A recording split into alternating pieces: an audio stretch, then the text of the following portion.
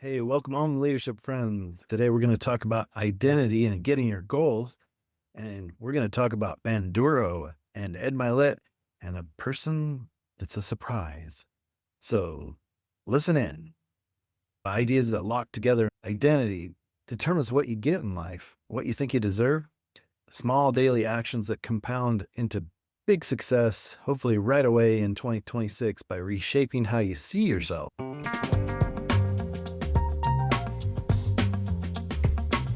Let's work on identity, influence, and focus. I'll try and make it clean, teachable, and coachable so you can share it with others as well. Please subscribe to the Beau Leadership Group podcast if you haven't already. And let's get rolling. An identity shift. I feel like leadership is one of the keys to living a happy and good life. And let me start with a truth that most people don't want to hear. You don't rise to your goals, you sink to the story that you tell yourself about who you are. What is the story you're telling about yourself to yourself? I want to introduce you to 3 men, 3 ideas, and 1 idea to your identity to shift you quietly, decisively, and change the trajectory of your life. I hope.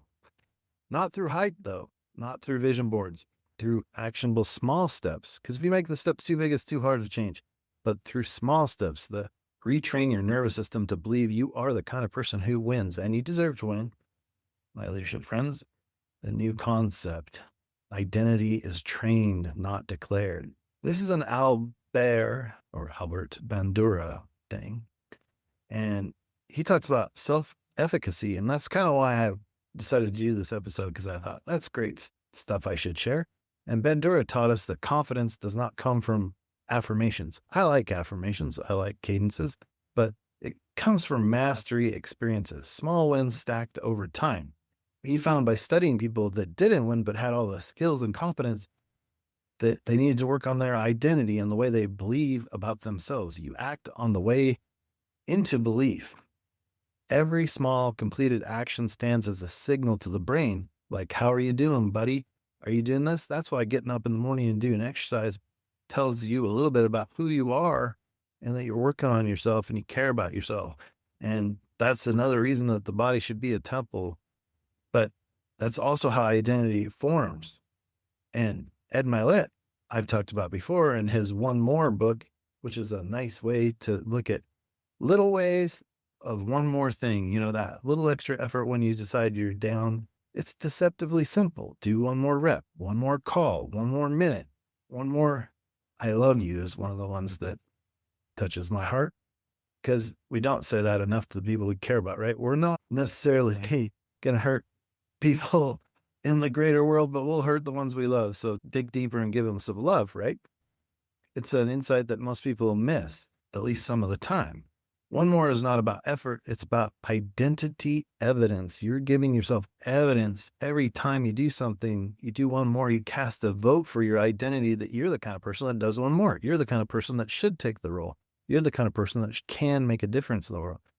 I'm somebody who doesn't quit when it gets uncomfortable is what the story should be that you tell yourself. And that vote compounds. Viktor Frankl, the guy who I talked about, and paradoxical intention in my earlier episode, which can help you with sales. I'm going to do another sales episode soon, but Frankl discovered something wild while surviving the Holocaust. When people stop fighting fear directly, instead of leaning into it with intention, the fear loses power. It's pretty interesting, but it's kind of hard to get your brain around if it's the first time you've heard it. So an example would be, you're afraid you'll fail.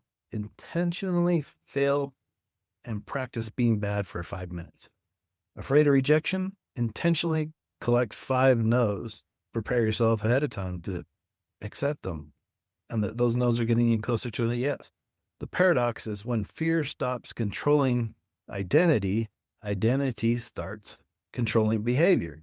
And psychologists argue about this, about how it actually works. We don't know. The practical tool, though, is let's stack it. So here's a tool for anybody listening that you can start tomorrow. Step 1, choose one identity, not a goal.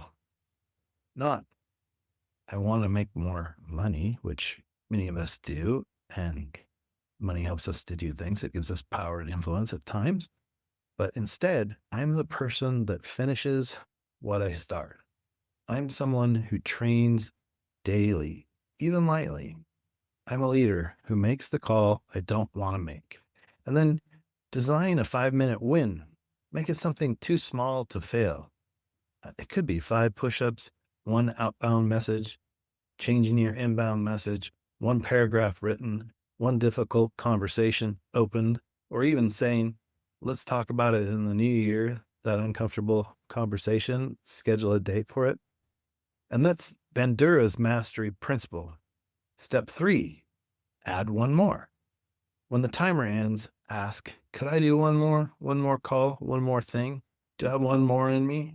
That's Mylett's edge and other people's edge. You get this a lot in people that are training, like David Goggins talks about it as well. But you can use paradoxical intention once per day. Deliberately do the thing you're avoiding, badly, briefly, on purpose. I think Frankl would say, you're no longer a victim of your fear, you're its author. And let's tell this story the way we want to, right? Label your identity out loud. And it helps me to work on my identity so that I'm doing things for others, right? This is what people like me do because they want to influence people they love around them. That sense is gasoline on identity change, right? Why this matters, if you ignore it, if you don't intentionally shape your identity, 3 things will happen, and they are a problem. You wait for motivation instead of creating evidence, and this doesn't notice the clicking of the clock, right? You only have a limited amount of time on this planet, so get a little discomfort, maybe a little danger, so you don't drift into 2026 with the same habits, just louder or longer goals. A bigger list isn't going to help you. Leadership doesn't fail because of a lack of vision. It fails because identity was never trained. And influence, real power, only flows from who you are, not what you say. So if we're in a coaching relationship and I was coaching you, I'd leave you with this. Bandura teaches us confidence is earned. Mylett teaches us momentum lives in doing 1 more. I'm feeling good about doing that 1 more. And then Frankl teaches us freedom comes from fear stopping and you being the author of your story. So put all 3 together and you get this truth. Drum roll, please. Small actions repeated daily rewrite your identity, and your identity decides your future.